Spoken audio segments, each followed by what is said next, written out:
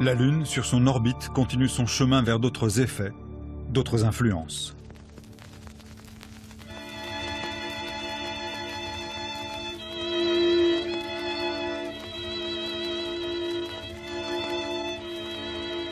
Dans les interactions respectives entre la Terre et la Lune, il y a bien sûr les effets visibles, les effets cycliques sur le comportement animal, et les effets physiques comme les marées. Mais ces marées sont encore plus fondamentales qu'on ne l'imaginait. C'est bien simple. La Lune dans notre ciel est vitale.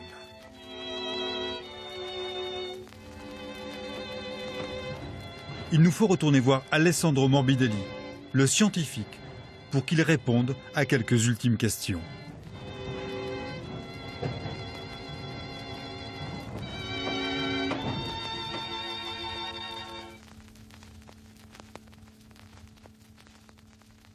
On voit au moins 3 effets bénéfiques des marées sur Terre.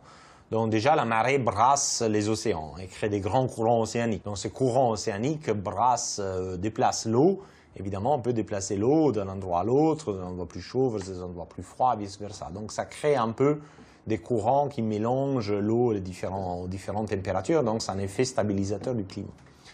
Puis à l'heure d'aujourd'hui, la marée donc, qui monte sur les continents et se retire, c'est la première cause d'érosion des continents.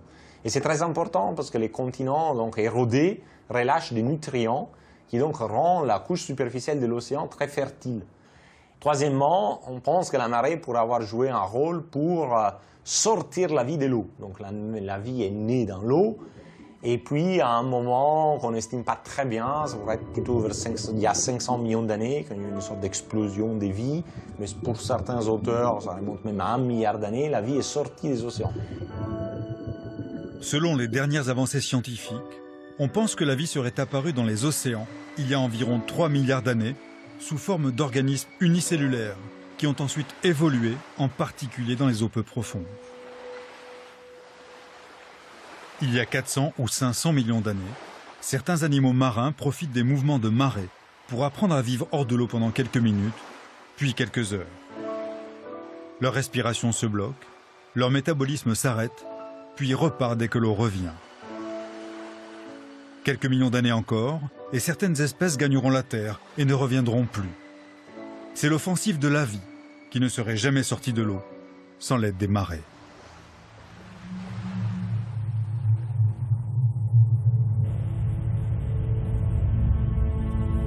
Minuscule miracle à l'échelle du cosmos, mais conjonction sublime de l'histoire des astres, la Lune a permis à la Terre de se stabiliser sur son axe, a régulé le climat, puis organisé l'apparition de la vie, mais continue aujourd'hui de s'éloigner doucement, à la vitesse de 4 mètres par siècle.